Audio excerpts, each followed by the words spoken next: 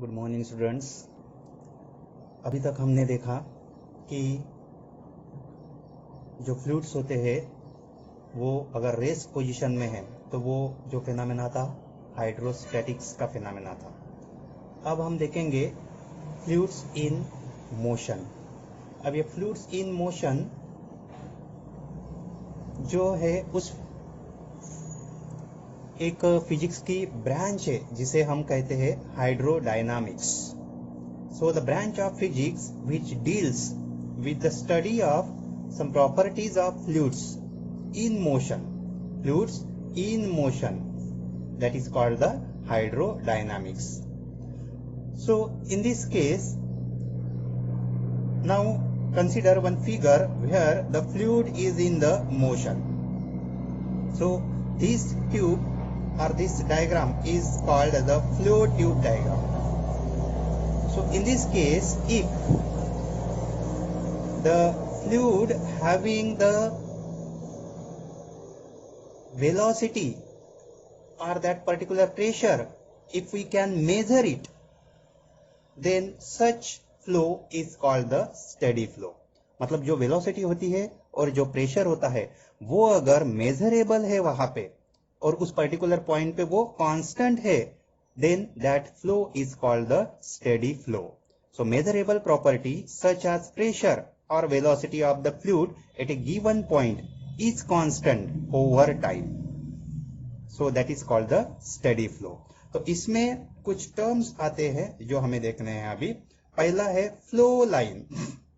अब flow line का मतलब क्या है? मतलब जिस पाथ से कोई पार्टिकल या कोई उस फ्लूइड की लेयर जो है वो अगर मूव हो रही है उस पाथ को कहते हैं फ्लो लाइन। जैसे कि यहाँ पे देखो ये ब्लैक इसमें एरो देके जो शो किया गया है वो है उस फ्लूइड की flow line. Okay, so it is the path of an individual particle in moving fluid that is shown in the diagram. Then second है स्ट्रीम लाइन। अब स्ट्रीम लाइन मतलब क्या है? जैसे कोई फ्लो लाइन ऐसे कर्व पाथ में follow कर रही है और इस पॉइंट पे हम लोग एक पर्टिकुलर गिवन पॉइंट पे, गिवन इंस्टेंट पे, गिवन पॉइंट पे, उस पॉइंट पे अगर ये डायरेक्शन है, डायरेक्शन ऑफ मोशन, उस पे यहाँ पे हम लोग अगर कोई टेंजेंट ड्रा करते हैं, okay, so that tangent gives the direction of that particular flow. मतलब वो उस पर्टिकुलर फ्लो की डायरेक्शन उस पॉइंट पे शो करेगा और उस डायरेक्शन में उस पार्टिकल की क्या रहेगी? वेलोसिटी रहेगी। अब ये वेलोसिटी उस पॉइंट पे शो होती है, उसी को कहते हैं stream line. Means it is the curve whose tangent at any point in the flow is the direction of the velocity of the flow at that point. So this streamline or that flow line both are identical for the steady flow. अब steady flow के लिए ये streamline और जो flow line होते हैं वो दोनों identical होते हैं अगर flow steady है तो। Then next term is the flow tube. अब ये flow tube क्या होता है? अब flow tube एक imaginary हम लोग बंडल कंसिडर कर सकते हैं और उसको एक पर्टिकुलर इमेजिनरी वॉल से ऐसे कंसिडर करना है। Imaginary bundle of the flow of lines having particular imaginary walls.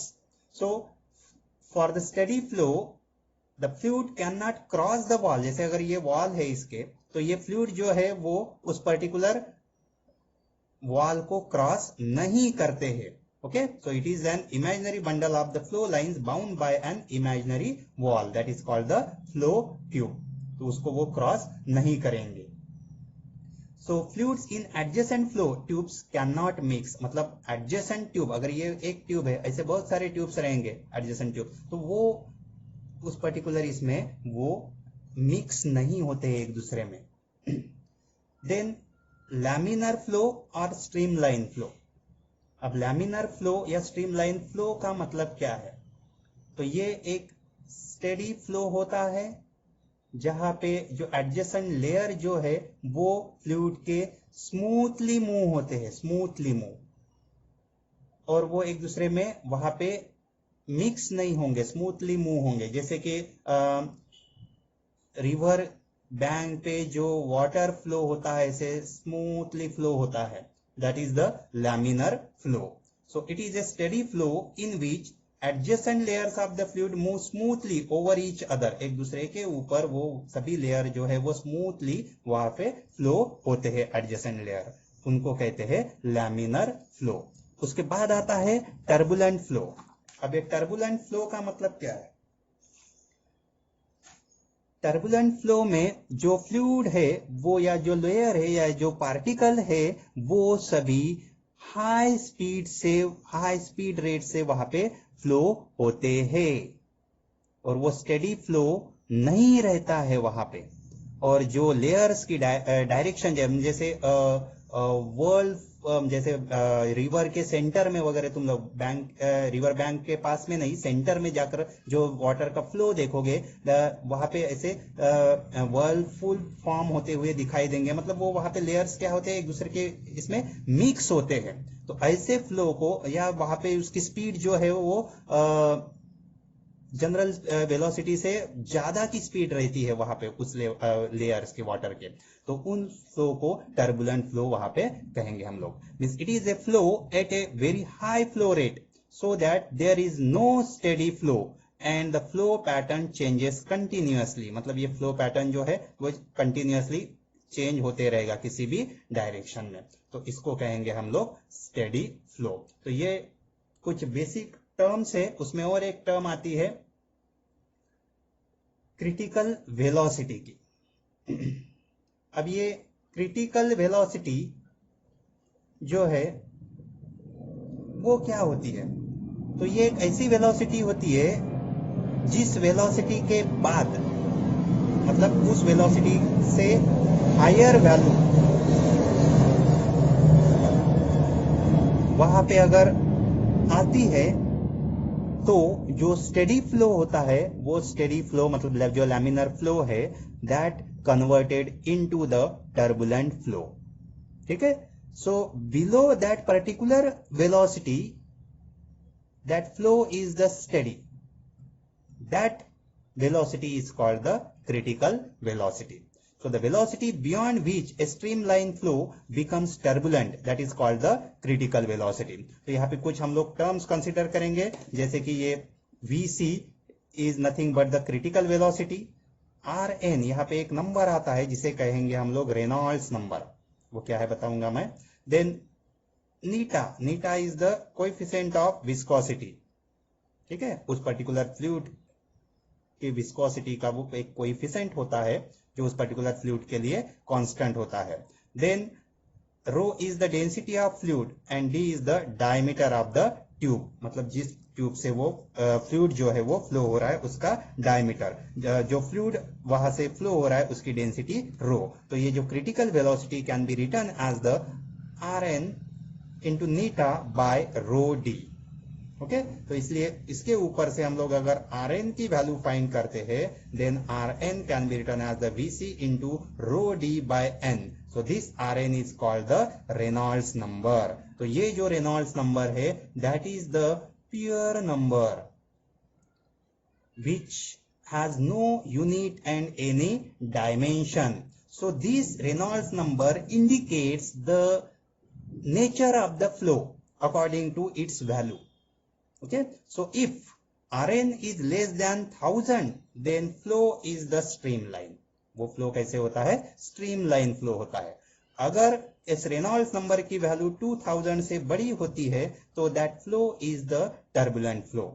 और अगर ये रेनॉल्ड्स नंबर जो है वो 1000 और 2000 के बीच में अगर होता है, then that flow is the unsteady.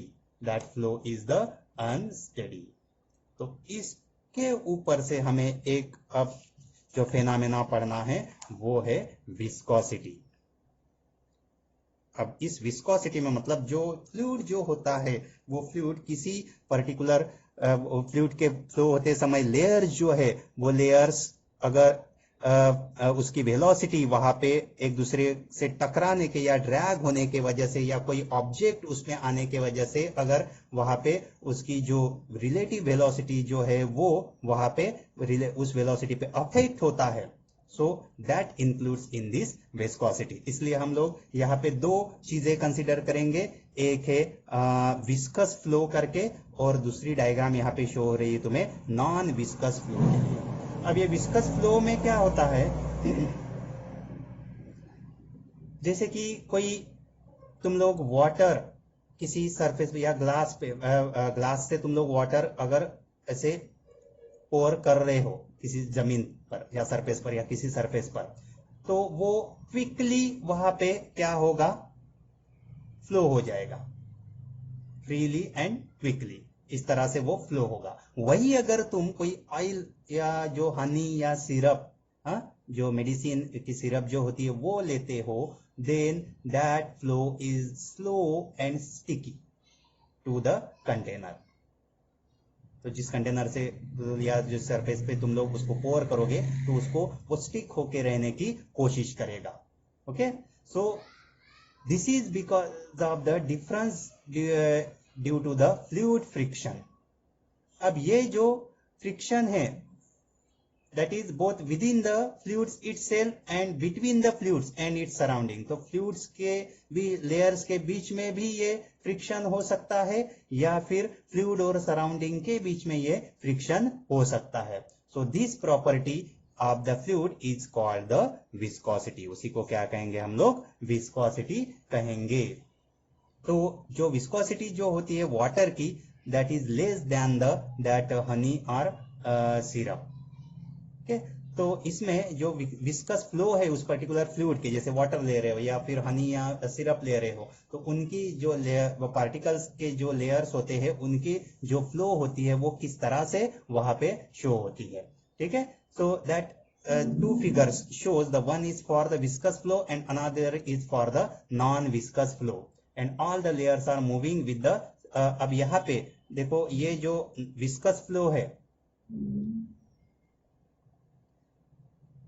so in this case different layers flow with the different velocities। यहाँ पे सभी जो लेयर्स है वो डिफरेंट वेलोसिटीज से फ्लो होते हुए तुम्हें दिखाई देंगे। जो सेंट्रल लेयर है वो central layer flows the fastest and the outer most layers flow the slowest. और नॉन विस्कस फ्लो में क्या होता है, जो विस्कस फ्लूइड नहीं होता है उसमें ये ज्यादा विस्कस फ्लूइड नहीं होता है, उसमें सभी लेयर जो है वो सभी लेयर्स क्या होते हैं, एक ही स्पीड से मूव होते हैं। तो only the fluid that is almost non viscous, that is the liquid helium at about 2 kelvin. तो इसके लिए मैंने पहले ही आपको एग्जांपल्स दे दिए थे कि जो रिवर में जो वाटर का जो फ्लो होता है near both sides of the river bank, that flow slow and as we move towards the centre of the river then the flow is the fastest. Okay, means there some opposing force between the two adjacent layers of the fluid which affects their relative motion। मतलब उसके relative motion को जो affect करता है, so there should be the one of the opposing force, और उसी को कहेंगे हम लोग ड्रैगिंग फोर्स इसमें। तो अब ये विस्कोसिटी जो है वो विस्कोसिटी को डिफाइन कैसे करेंगे, so that is the property of fluid by virtue of which the relative motion between different layers of the fluid experience a dragging force। मतलब अलग अलग जो लेयर्स होते हैं वो फ्लूइड के वो क्या करते हैं, ड्रैगिंग फोर्स एक्सपीरियंस करते हैं। So this force is called the viscous drag. उसी फोर्स को क्या कहेंगे, विस्कस ड्रैग कहेंगे, और उस प्रॉपर्टी को कहेंगे विस्कोसिटी। राइट, तो ये जो यहाँ पे डायग्राम दी है वो डिफरेंट वेलोसिटीज, जैसे कि ये जो v इतनी वेलोसिटी से यहाँ पे शो हो रहा है फ्रॉम द स्टेशनरी लेयर, तो उसके ऊपर की लेयर की वेलोसिटी कंसीडर की है v प्लस dv, और स्टेशनरी लेयर से वो जो v इतनी वेलोसिटी लेयर है उसका डिस्टेंस है x, और v प्लस dv जो वेलोसिटी है उसका डिस्टेंस है x प्लस डी एक्स, और उसके नीचे की जो लेयर कंसिडर की है उसकी velocity v minus d v अगर है तो वो अगर उसका डिस्टेंस है x minus d x. So this figure shows the change in velocity of layer as its distance from a reference layer changes. तो इसमें लिक्विड में अब एक और टर्म हमें कंसिडर करनी है, वेलोसिटी ग्रेडियंट. अब ये वेलोसिटी ग्रेडियंट क्या होता है? अब ग्रेडियंट का मतलब होता है कि जो particular quantity divided by the distance और लेंथ. ओके, अब वेलोसिटी ग्रेडियंट कहा गया है तो what ever be the change in the velocity, rate of change of velocity that is measured from a stationary layer, okay, so with particular distance from the stationary layer means ratio of the velocity by the distance. So rate of change of velocity means dv with distance dx measured from a stationary layer is called the velocity gradient. जैसे हम लोग consider करेंगे v इतने velocity और वो x इतने distance पे है, सो v बाय x या जो भी चेंज हो रही है उसको हम लोग अगर dv कंसिडर करते हैं और चेंज इन डिस्टेंस को dx कंसिडर करते हैं तो dv by dx is called the velocity gradient. Then next term आती है यहाँ पे कोएफिशिएंट ऑफ विस्कोसिटी. अब ये कोएफिशिएंट ऑफ विस्कोसिटी क्या है? According to the Newton's law of viscosity, जो स्ट्रीमलाइन फ्लो होता है, for a streamline flow that viscous force means F is directly proportional to the area of the layer. वो किसमें proportional होता है? Area, layer का जो एरिया होता है उसमें. एंड सेकंड केस है velocity gradient means that viscous force is directly proportional to the velocity gradient. तो इन दोनों को अगर कंबाइन करते हैं F proportional to A dv by dx और F इक्वल्स टू यहाँ पे कांस्टेंट पुट करते हैं eta into A dv by dx. So this eta is called the constant of proportionality here and that is called the coefficient of viscosity. So this coefficient of viscosity can be written as n equals to F by A dv by dx. इसको लेके जाते हो इधर F ये divided by A और ये dv by dx as it is रहेगा. Means that is defined as viscous coefficient of viscosity. कैसे डिफाइन करोगे? That is the force per unit area per unit velocity gradient. Force per unit area per unit velocity gradient, that is called the coefficient of viscosity. So its SI unit is the newton second per metre square रहेगा. इस formula से तुम लोग वो unit निकाल सकते हो.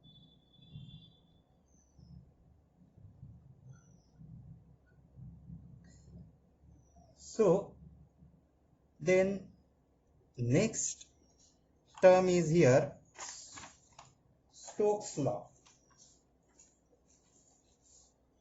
So what is mean by here Stokes law? अब जो भी तुम लोग कंसिडर कर लिया हमने कि किसी सरफेस पे और फ्लूइड के लेयर्स में जो ड्रैगिंग फोर्स होता है, ओके, तो किसी ग्लास में हम लोग कोई फ्लूइड अगर रखते हैं और उसमें कोई स्फीयरिकल बॉल या छोटा बॉल वहां पे डालते हैं, okay, then it moves from upper level to the lower means through the liquid. तो ये लिक्विड से फ्लो होते समय उस पर्टिकुलर बॉल पे एक पर्टिकुलर ड्रैगिंग फोर्स वहां पे अप्लाई होता है, जिसके वजह से उसकी जो ओरिजिनल वेलोसिटी है वो ओरिजिनल वेलोसिटी क्या होती है?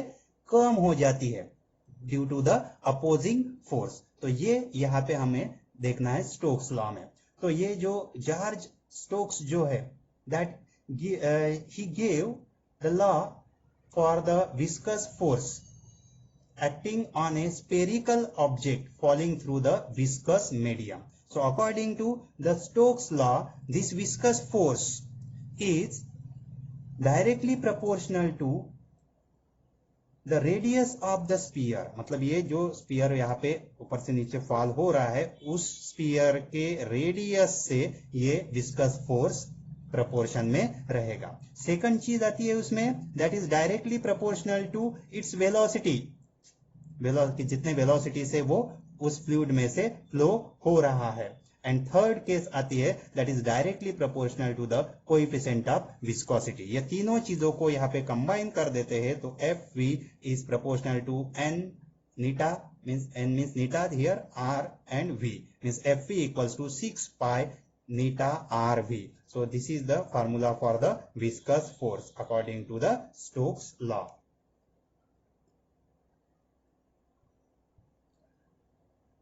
Then next term है terminal velocity.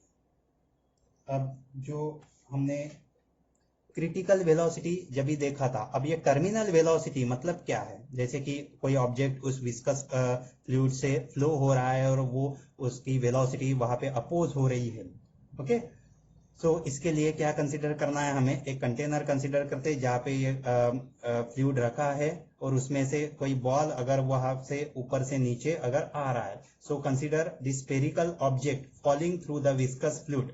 तो सम forces experienced by this sphere during its downward motion। अब ये डाउनवर्ड मोशन में कौन कौन से फोर्सेस वहां पे एक्ट होते हैं? तो पहला तो है विस्कस फोर्स।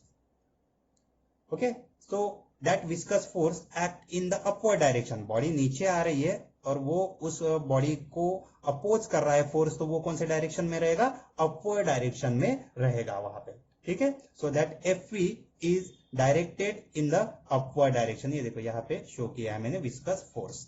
देन सेकंड, अब ये क्या करेगा? That goes on increasing with increase in its velocity. इस viscous force that is directed upward and its magnitude goes on increasing with increase in its velocity. मतलब इस बॉल की जो velocity increase होते है उसको मतलब ये विस्कस फोर्स भी क्या होते जाएगा? वहां पे इंक्रीज होते जाएगा। देन सेकंड है ग्रेविटेशनल फोर्स। तो ग्रेविटेशनल फोर्स क्या रहेगा? Weight of the body that is the mg। Okay, so that acts in the downward direction. And third case रहेगा यहाँ पे, थर्ड फोर्स अपथ्रस्ट या जिसे बॉयंट फोर्स कहते हैं, that always acts in the upward direction by the fluid on the body. So net force जो रहेगा वो नेट फोर्स हम लोग ये स्मॉल f से डिनोट करेंगे। Okay, so that net force can be written as, अब ये एक फोर्स डाउनवर्ड डायरेक्शन में है और दो फोर्सेस ऊपर के डायरेक्शन में है, तो ये दोनों की एडिशन होगी और ये डाउनवर्ड मतलब वेट होगा। Now obviously this mg is suppose greater than this two forces, means we can write this fg minus fv viscous force plus fu upthrust. इस तरह से हम लोग इसे लिख पाएंगे। So now among these three forces, this fg and fu are constant। fg मतलब ये और ये fu अगर ये कांस्टेंट है, while fv increases with increase in its velocity। मतलब अगर उसकी वेलोसिटी इंक्रीज होती है तो ये जो fv है वो फोर्स जो है वो इंक्रीज होगा with the increase the velocity of the body. तो इस स्टेज में इस स्टेज पे जब the net force becomes zero, ठीक है, अब ये इक्वल्स टू ये रहेगा और एक पर्टिकुलर स्टेज पे जो नेट फोर्स जो रहेगा वो जीरो रहेगा, मतलब f की वैल्यू जीरो आती है as f equals to zero, then you can write this fg equals to fv plus fu। ये इस तरह से यहाँ हम लोग लिख पाएंगे। तो after that the downward velocity जो रहेगी, अब इस सिचुएशन में मतलब जब ये mg और ये अपथ्रस्ट इक्वल होगा, उस सिचुएशन में ये जो रिजल्टेंट फोर्स रहेगा f that is equals to fv plus fu होगा। उस सिचुएशन में ओके, जो डाउनवर्ड वेलोसिटी जो रहेगी वो उस बॉडी की क्या रहेगी? कांस्टेंट रहेगी। And this constant velocity is called the terminal velocity. इस कांस्टेंट वेलोसिटी को क्या कहेंगे हम लोग? टर्मिनल वेलोसिटी कहेंगे। नाउ द विस्कस फोर्स जो रहेगा वो भी क्या रहेगा यहाँ पे? अब इस सिचुएशन में कांस्टेंट रहेगा। तो the entire discussion necessarily applies to the stream line flow only. अब इसमें सिर्फ क्या कंसिडर करना है? स्ट्रीम लाइन फ्लो के लिए ही ये कंसिडर करना है। तो इसलिए अब कुछ चीजें यहाँ पे हम लोगों को डिराइव करनी है और फिर से वही चीज कंसिडर करेंगे कि स्फेरिकल ऑब्जेक्ट यहाँ पे falling under the gravity through a viscous medium, इस मीडियम से वहां से फ्लो हो रहा है। Let the radius of the spherical sphere is r, अब इसका जो रेडियस है वो r है, यहाँ पे स्मॉल r कंसिडर करेंगे। और mass is the m, r is the radius, m is the mass and rho is the density. Okay, again rho किसकी डेंसिटी रहेगी? स्पीयर की, density of sphere. Okay, again density of the medium, मतलब इसको sigma से consider करते हैं। Density of the medium मतलब जिस मीडियम से वो जो बॉल है, स्फेरिकल बॉल, वो फ्लो हो रहा है, डेंसिटी ऑफ मीडियम। अब यहाँ पे दो डेंसिटी है, एक density of the sphere that is the rho and sigma is the density of the medium. Okay, and नीटा is the coefficient of viscosity, नीटा is the coefficient of viscosity. अब ये जो स्फीयर है अटेन्स द टर्मिनल वेलोसिटी, एक समय ऐसा आएगा जहां पे वो टर्मिनल वेलोसिटी से फ्लो होने लगेगा। Then the total downward force acting on the sphere is balanced by the total upward force, मतलब जो भी डाउनवर्ड फोर्स रहेगा that is balanced by the upward force रहेगा। तो यहां पे हम लोग कंसिडर करेंगे कि total downward force is equal to the total upward force. Okay, total downward force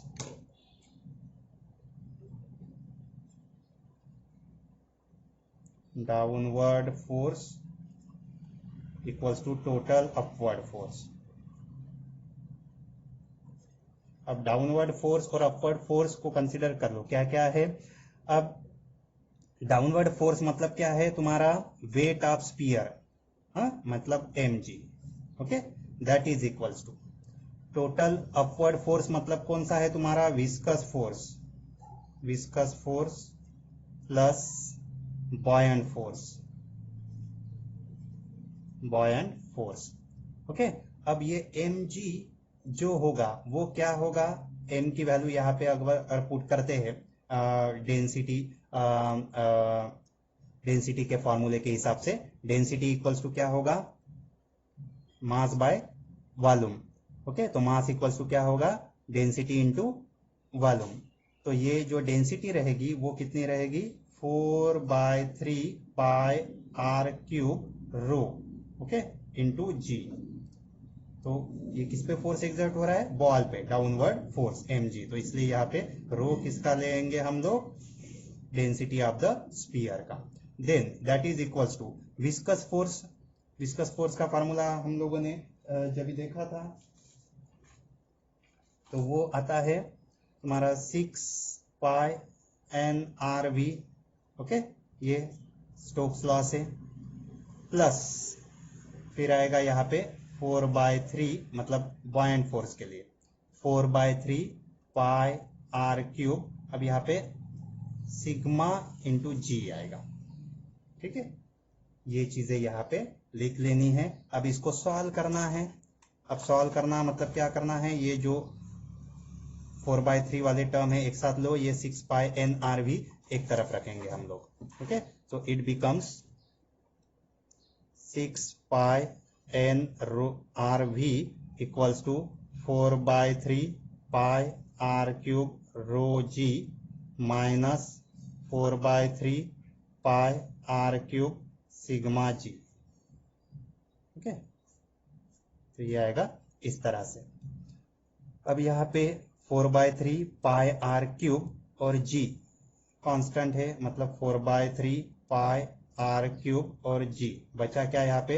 row minus sigma.